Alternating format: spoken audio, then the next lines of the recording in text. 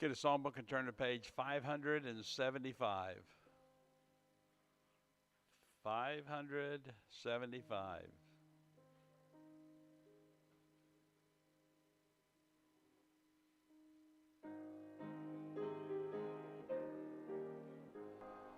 What a fellowship, what a joy divine, leaning on the everlasting arms. What a blessedness, what a peace is mine, leaning on the everlasting arms.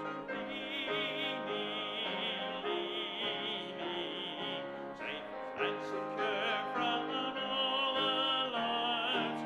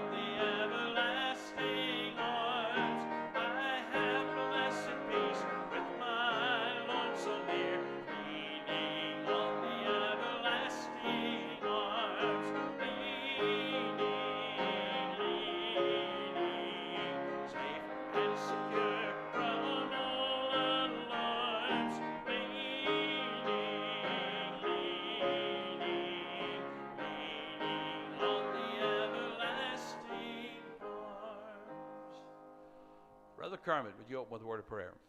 Father, we love you, and again tonight we thank you.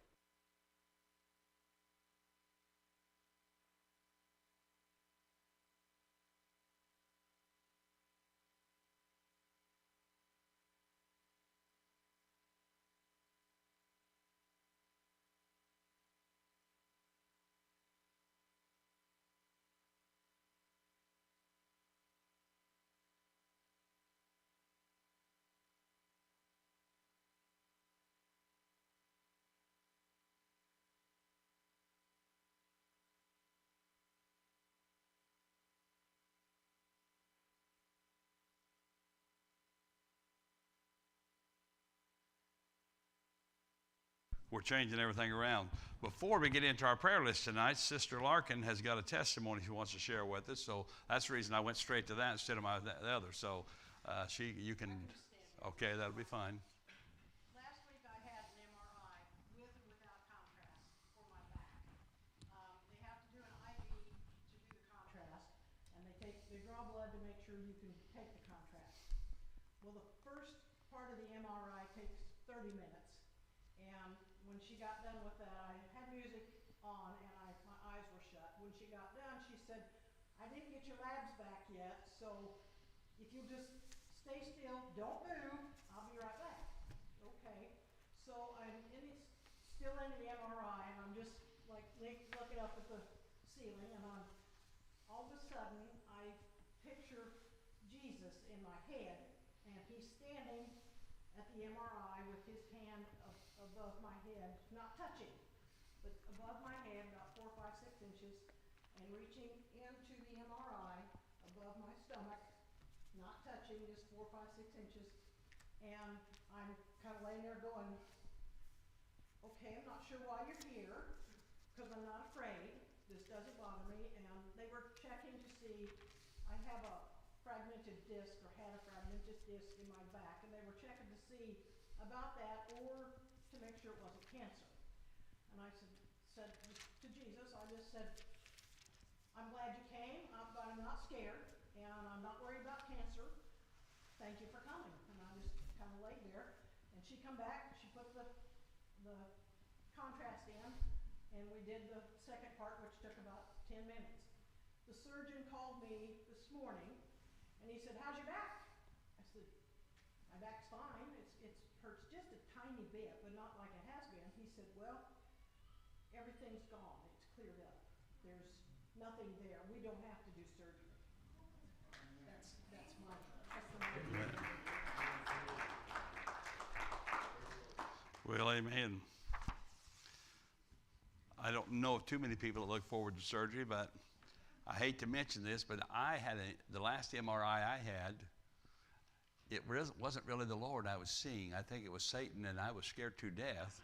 And I told him, we will never do this again. Them things take 30-some minutes, and I've got claustrophobia, and I was in there about that far from that, and they said, now you can push this button anytime. That's the bravest I've ever been in my life, because at 20 seconds in, I wanted to push that button, and I made it for the whole, but my hand was clenched like this on it, and so we've decided, I've decided this, there is nothing I get that's going to require me to get inside that MRI ever again.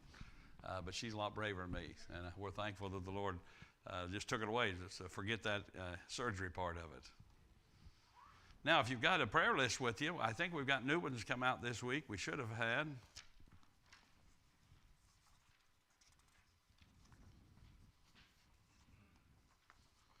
We're trying to get some updates and some things we're moving off and putting on there, but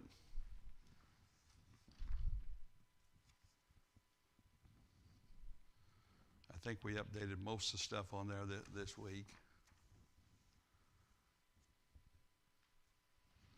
We'll look at my phone because people send me stuff during the week, and then I don't get them transferred over, so I want to see if there's a couple things that maybe we did not get on there.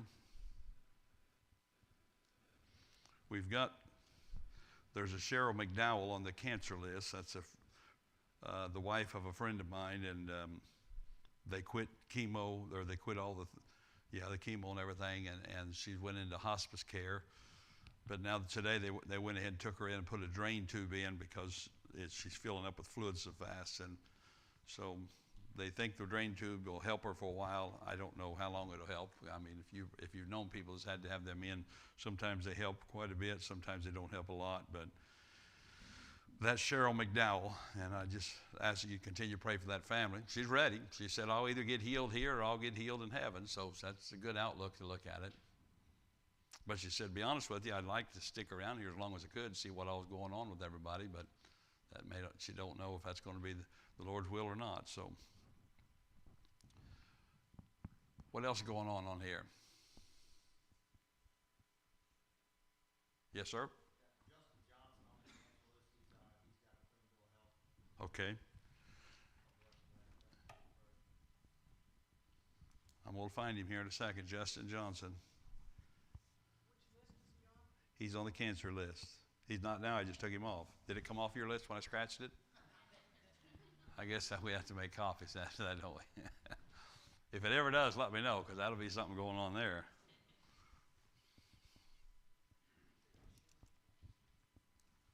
Is everybody having a fine week? You know my wife retired this week. I hate to say it, she's in the nursery right now, but that tree is still there. She never started even on it. We've got that big tree to split, but she's taking her time. I mean, I've given her a couple months to get it done, and it looks like she's going to take her time on it, but it is different. So a whole different world. I hear people talk about, I don't know how we're going to put up with each other. I love it. I come to the office, I go to the house at lunchtime, and she's home. I love that. And I don't know, I think we get along too good. I'll find a way to stop that. We'll fix that anyhow, but it's very enjoyable for me. I don't know if she's enjoying it or not. I think she is, because after school, a lot of grandkids show up and do their homework at our house. And then they have snacks, and then they have slushies, but I am telling you this, we're going to have to start walking and doing a lot of stuff, because I'm going to be getting fat within 2 weeks. I'll probably gain 10 pounds. Those little meals are turning into big meals, so we got to do something. I don't know what. Right now, I'm just going to eat until I figure out what to do. But what else going on your prayer list?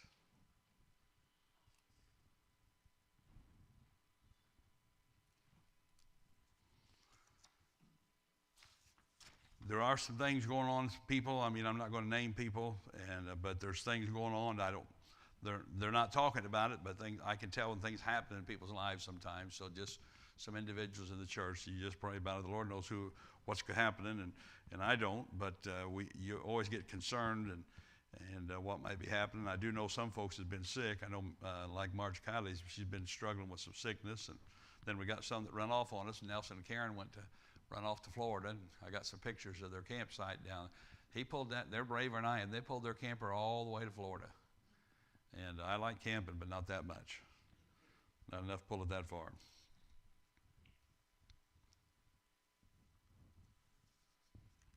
Mr. Rance? I think my son Kenneth thought that he's back to work. He's on the sick list where he had his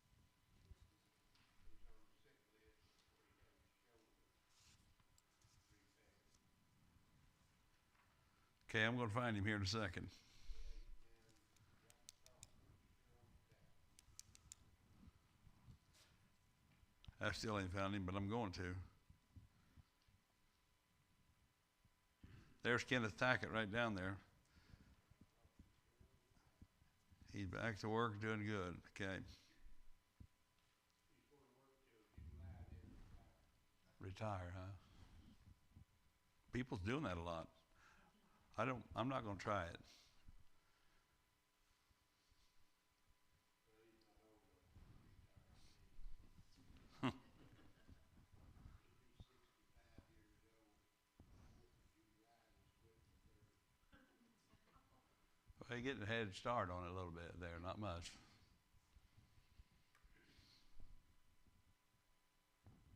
Anything else? Yes, ma'am? Neighbor of ours, her husband took his life on Monday night, and they've got a little boy and two older kids. Okay. It's just devastating for us. Okay, put them on. Paula Sturgis. Yeah, I can't hear nothing. Paula Sturgis. Sturgis? Okay, put the Sturgis family on there. On write-ins.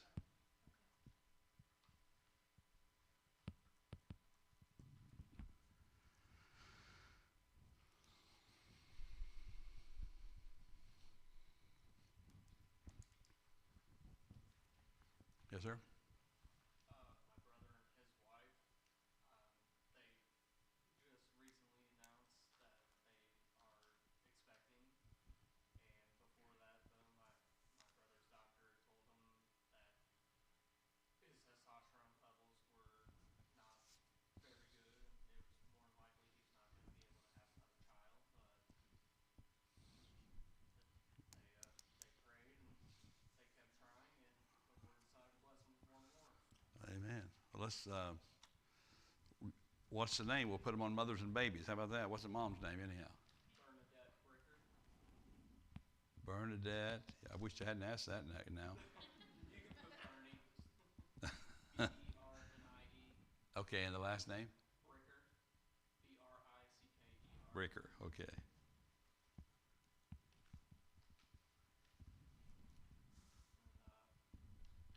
That's, poor guy, the expected due date is the same day as my birthday. there you go.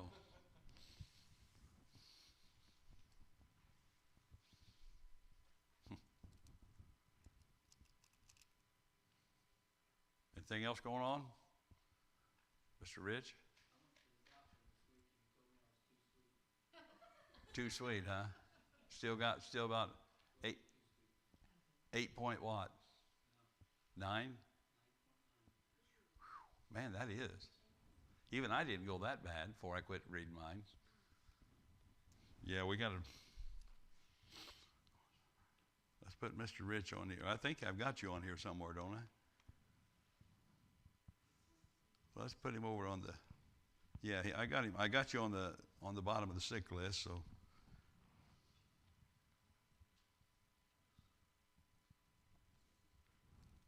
$9.9.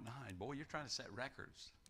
That's not. Ever since I quit taking Trulicity, it's gone up and up and up. Yeah. Anything I take. And the stores just started getting Trulicity back in, so I'm going back on Trulicity. Yeah. Okay, well, pray much for Rich. That's a dangerous thing.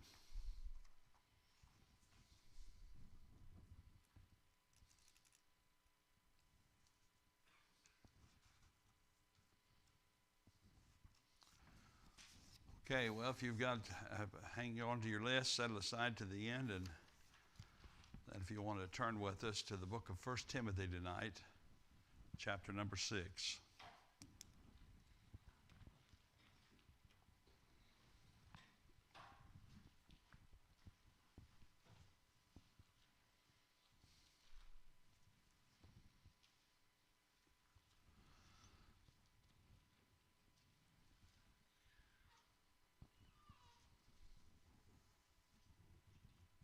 I did a strange, my own study of that. I check things out every now and then, and I don't know what got me thinking about it. I can't recall everything, but I looked up this week, or a part of last week, I was looking up things, and I looked up the 10 richest nations in the world.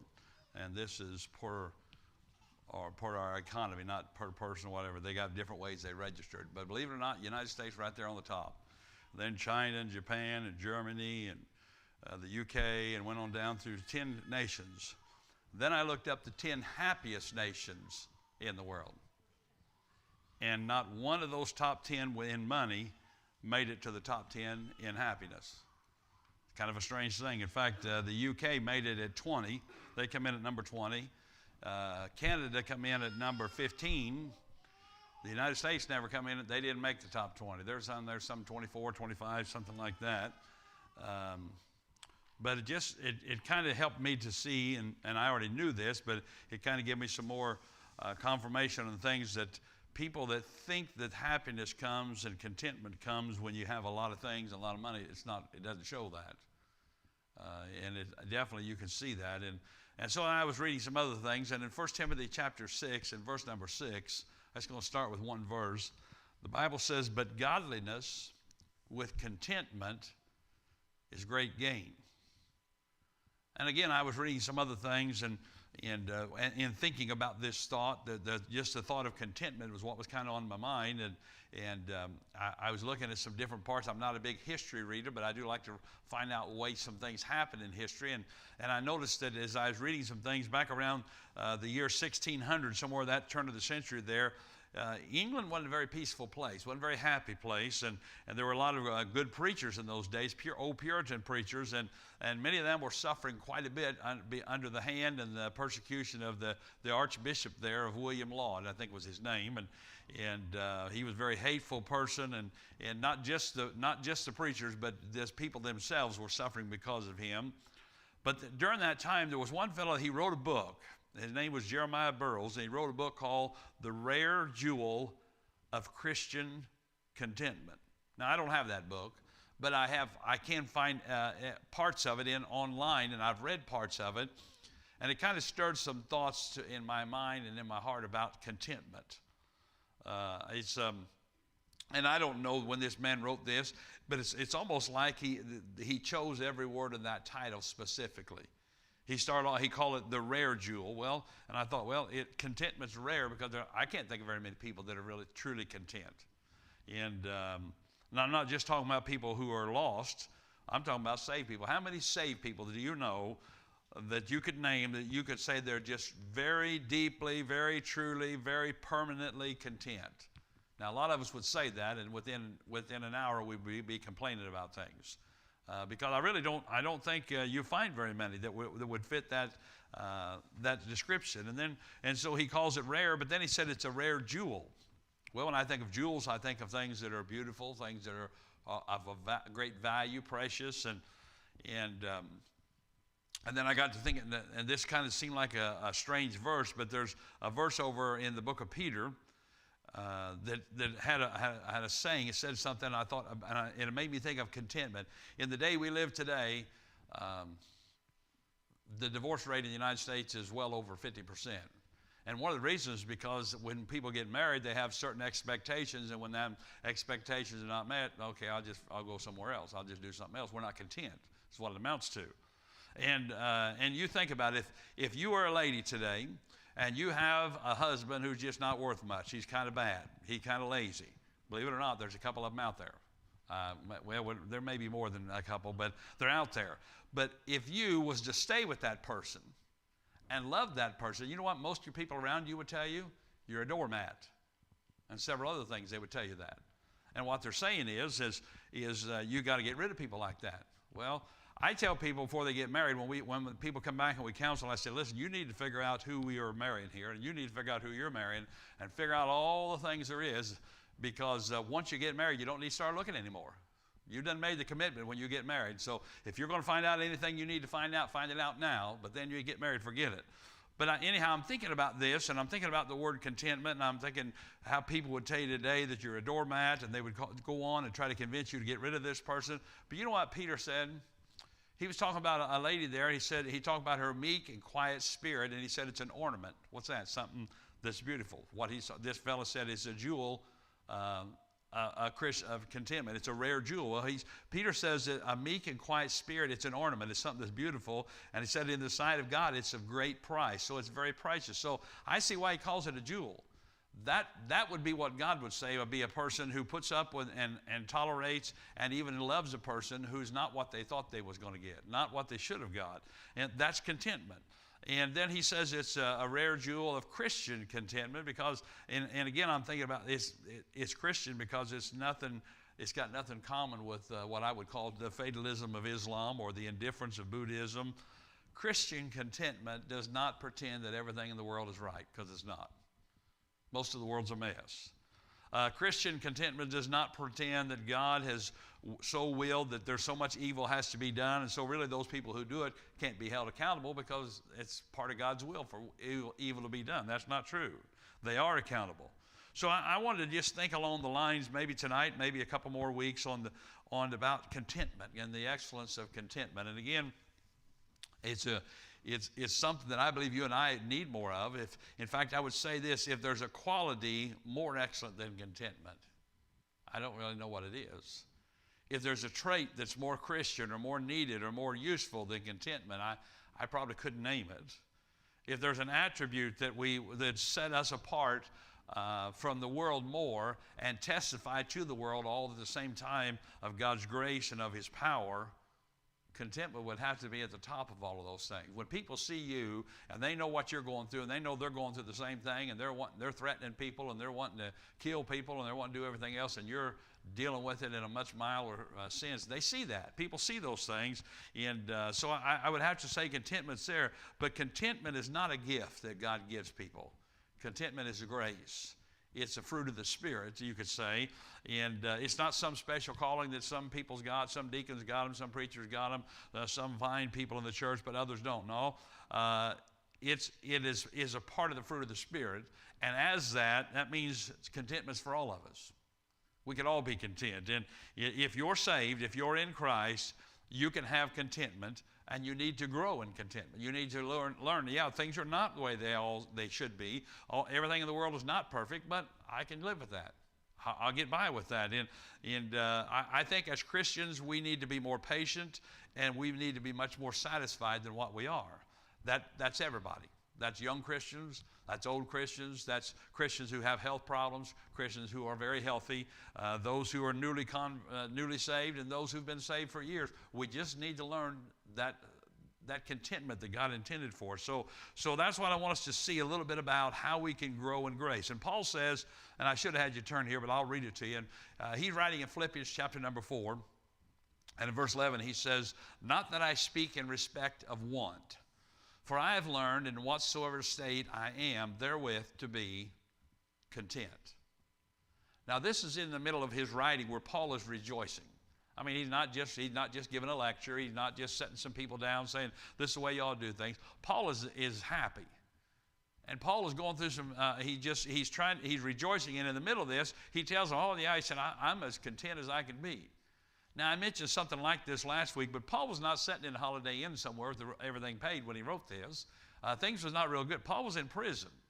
He was being persecuted. But what has happened is Paul's decided, I'm not going to resign myself, that I'm going to live in this rotten world, and I'm going to suffer through it, and I'm going to get by, and my face is going to drag the ground, and things are going to be awful. But when I get to heaven, it'll make up for it. And that's what a lot of Christians do today. And Paul said, that's not the way it is. I'm going to rejoice right now. Yeah, I'm in prison, but God's got something for me to do. I'm going to be able to talk to some people here in prison that I'd never been able to talk to if I hadn't got put in prison, so I'm going to rejoice that God put me in here. And that's the way he looked at things. And so in a world full of hardships and persecutions, Paul says, I'm going to rejoice in the Lord. I'm going to be content. Partly, and again, the reason he can rejoice is partly because he's content with whatever the Lord brings his way. Paul says, I'll just deal with that. We'll live with it. You remember, we've read it several times where Paul had a thorn in the flesh. Now, he didn't want it. He didn't ask for it. And so he thought, well, it'd be a good thing to ask God to take it out. And just as our sister here prayed last week, and God took it out. But you know what? He doesn't do that to everybody. Sometimes he says, no, I won't give you the grace to live with it. Can we be just as happy? Can we be just as content? Paul was. He said, I'm glad. He said, I gladly suffer persecutions and all that. And so that's what he's saying here in Philippians 4. Then it seemed like the verse we just read, it's even more to the point. He says, but godliness with contentment, that's 1 Timothy 6:6. He says, godliness with contentment is great gain. Now, what's going on here is Paul's sort of dealing with some false teachers, because the false teachers was throwing this philosophy out. Godliness is a way to gain. Now, I think we don't tell people, don't preach that today, and turn on your TV to some of these Christian, what they're called Christian TV shows, Christian preachers, but I don't know what they are. But you listen to them tell you, God wants you to be rich. And what do? Well, if you live right, if you do the things that's right, you obey him, God will see to it you're rich. That's what they tell you. He wants you to be that. And so they're saying godliness is a means or a way of getting what you really want. You live godly, you can get what you want from God. And that sounds good, but that's not what godliness is. Paul says godliness with contentment is the riches.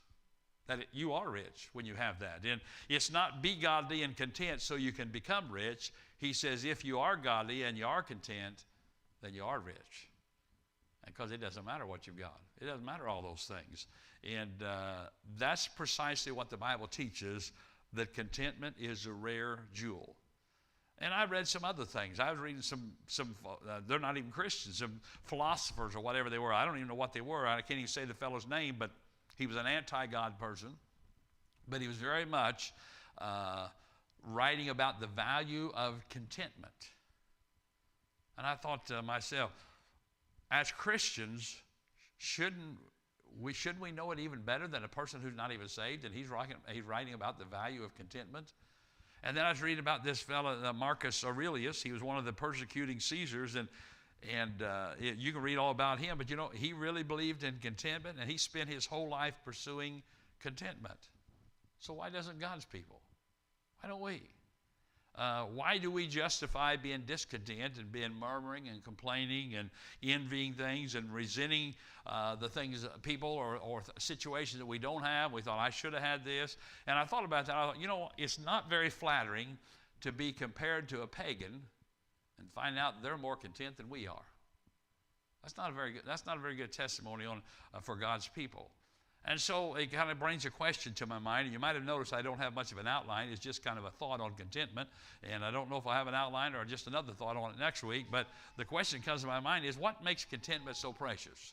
What makes it such a valuable commodity? And I think there's several reasons, but I'm just going to look at one of them tonight. And I would say this: by contentment, we come to give God the worship that we owe him.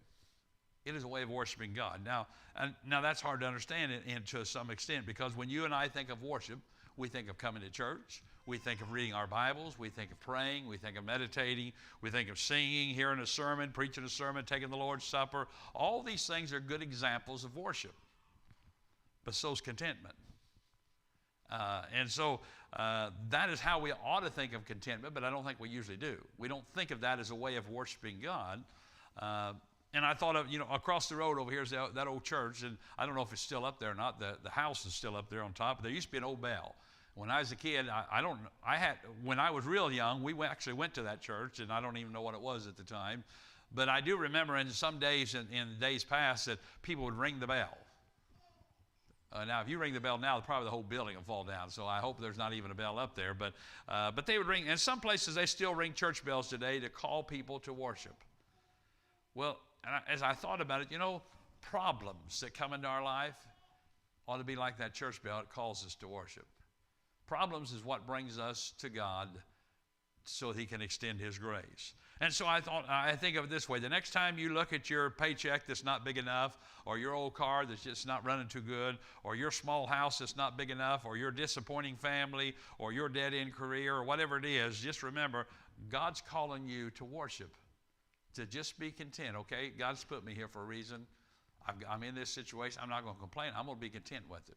I'm going to do what I can do in this situation I'm in. And even if it's not what you had wanted or not what you thought you would have, we can still be content. We never know what's going to, so why should we be content with what you have? Because it's a way of worshiping the Lord. Now, we never thought about it. I laughed about it when I was writing this down because my wife and I, since I've pastored here, seem like we're moving all the time. I don't go very far. I don't think I've ever got within a half mile of the church, but I just keep moving. But every place we've been, we love it. And I told her, I said, you know, I think we're doing well because I'm just as content as I could be everywhere we've lived. And then something happens and we say, okay, well, let's do this. And we go there and I'm just as content there. And I think, as far as I know, I'm planning on living where I'm at the rest of my life. But it may be up for sale next week. Who knows? Before my wife gets that tree split up in the backyards. I don't know, but I think we ought to be content. And now this is probably not a good illustration, but it's the way my mind thinks. Some of you's got dogs. And some of you got some really good old dogs. And they're loyal. Now, I've got one she's 18 years old. She don't know when I'm home. She don't know when I'm gone.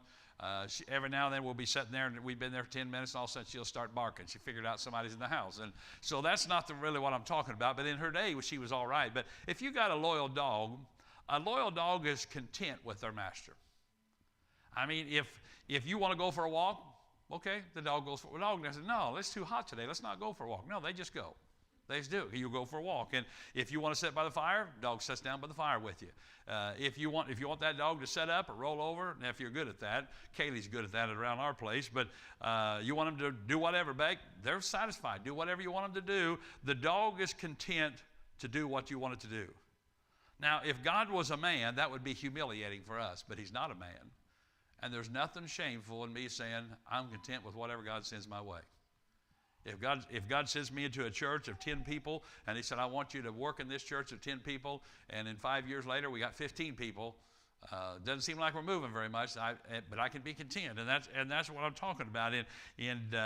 Contentment at its best is believing that God knows best, and I'm going to be happy with whatever he gives us or whatever he does with us. I'm just going to be happy. I'm going to stick with it. I'm going to stick with God and follow him. And this old preacher that wrote that book, he said this. He says, when you could be contented and bless God for any crumb, I say that is a great worship of God. So it is a way, and we don't think of it, but it is a way, an act of worship. Just as prayer, just as Bible reading, just as taking of the Lord's Supper, being content is a way of worshiping God. But what's the relationship between contentment and these other things? I mean, we know how important it is to pray, and we know how important it is to read our Bibles, but how does contentment measure up to those other things? Well, I think being content is more pleasing to God than doing all those other things. I think it's more pleasing to God than hearing a sermon. I think it's more pleasing to God than preaching a sermon. And why I say that is, for one thing, our public worship can at times only be outward. I mean, I'm sure that if everybody that's here tonight, including the kids over there next door, granted the kids over there are there because they really love enjoying it, but there's probably some people working over there that are like me. I'm scared about that many kids. They got too much energy and I don't know what to do. There's probably some over there that they're not really excited about it. I mean, they're doing it because they're supposed to. So what is it? What am I saying? I'm saying it's possible that sometimes our public worship, what we see, is just an outward act. It doesn't have to be, but a lot of times it is. There will be people here on Sunday morning that it's just because they know they're expected to be here. It's because it's a family thing to do, and it's got a lot of other reasons, but really their heart's not in being here. But contentment, you can't be content without it being from the heart.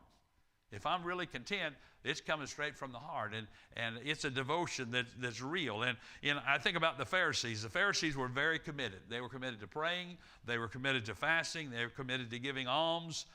But all the time, they wasn't very contented. They didn't like things. They didn't like what they had. They was very unhappy with the Messiah that God had sent. They didn't like him at all. And so contentment it's an act of worship, I think, more important than the things we do on Sunday morning. I think it's something that all of us should have. But contentment is not one of those either or propositions. It's not like, okay, either I'm going to be content Sunday or I'm going to go to church. No, you don't have to do that. You can do both. I can be content and I can go to church. I can be content and serve the Lord and do this. And so it's both. But remember what's more important. Remember that contentment gets you much farther and does much for you. So there's nothing, I think, that pleases the Lord more than when you and I are content with what he sends in our life. Now, I'm not a fatalist.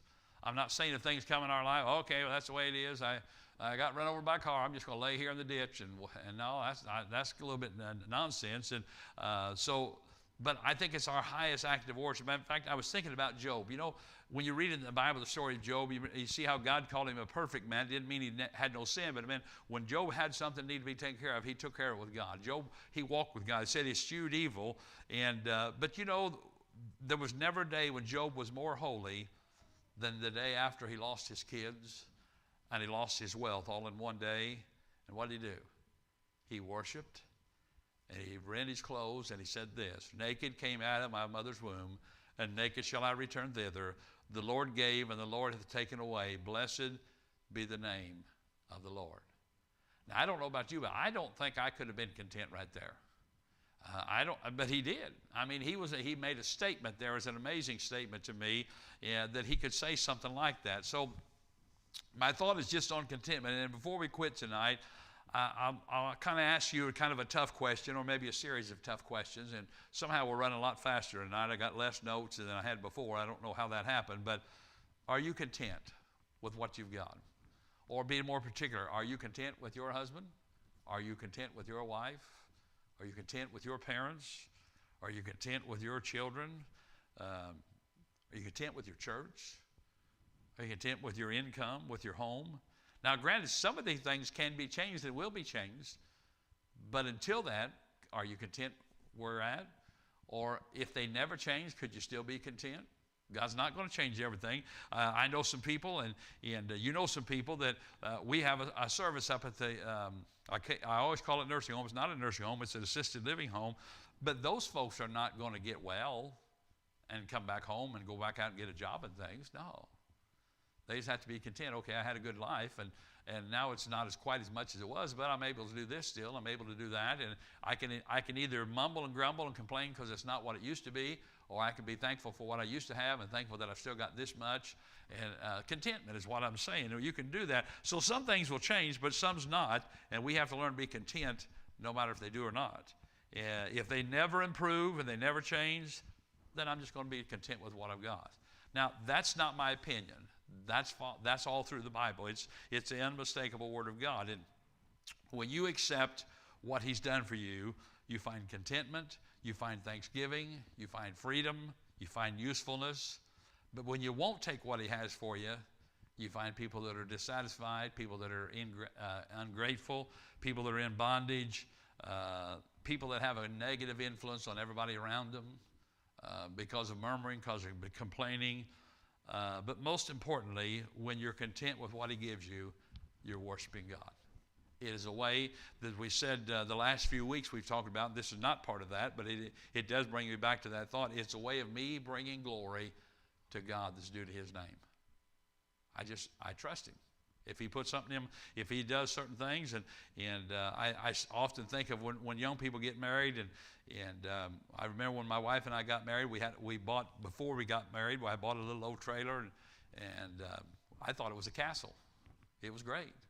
If I had to live in it now, I think, boy, this ain't much, but I thought it was a castle at the time, and then as the Lord had blessed and helped and did things, we got something else, and then we built a house, and then we did this, and the thing was, and I still say this, I cannot remember a time all through that where we was not content with it. Now, it changed, but I was content. She was content with everything, and I think we ought to be that way. So when we do that, when we're content, we're worshiping God, and when we're not content, we're not worshiping God. Now, everybody's got a reason to be discontent. You talk to people that are, you talk to somebody that's griping, and being as a supervisor for several years, I got to listen to a lot of people complain and gripe. And they all had reasons. But most of them didn't amount to anything. And you can talk to people today, and they'll say, well, yeah, I'm discontent because of my wife or my kids or my home or my job or my income or my health, my church, my friends. Remember that thing they used to advertise for you? I call it a widget, I think is what it was. I don't know what a widget is, but I always liked it when they threw that in there. And the widget and all that. But you know, if you're saved, a Christian, we've got no real reason to be content. Because whatever sort of wife or kids or home or widgets, and I know that's probably not the word, but it just what hit my mind when I was writing stuff down, so I had to write it down. But whatever it is we've also got God. And with him, I've got everything else. And now somebody's in trouble because my wife has entered the room. They never let her out of the nursery. The kids have thrown her out, and I love it. They're not in here. People with kids. Okay, kids. The kids with parents, the parents have left because they know it's not a safe place to be back there. Anyhow, if we're saved, we've got no reason to be discontent because no matter what's going on, we have the Lord also, and with him I've got everything. And so as the writer of Hebrews says, and I'll be done, but he says this in Hebrews 13, he says, let your conversation be without covetousness, and be content with such things as you have. For he has said, I will never leave thee nor forsake thee. So no matter what I've got the Lord with it. So I can be content in any situation in life. Even if it's not what I thought it would be, I can still be content. And that's my thought for tonight is contentment. And I think if the Lord allows, there's a lot more in the Bible on it, so I'll probably look at a few more things in the next few weeks about contentment. Now, again, we appreciate you being here tonight. My wife interrupted the service right in the middle of it, was really getting it, but it's all right. But we do appreciate you coming, and I hope you have a great evening. If you got a little time, spend some time praying there for some things on our prayer list. And do remember, we have a missions conference coming up, and we're kind of excited about it. We have a new speaker we've never heard here, and we have some couple missionaries coming in that many of you will know. And they're just getting ready to start on their deputation, just getting ready to start to the field, so we're excited about that. So those things are coming up, and hope you can take time to be part of that coming up toward the end of February. Now, if you got a prayer list, let's take a little time, and we'll go to prayer.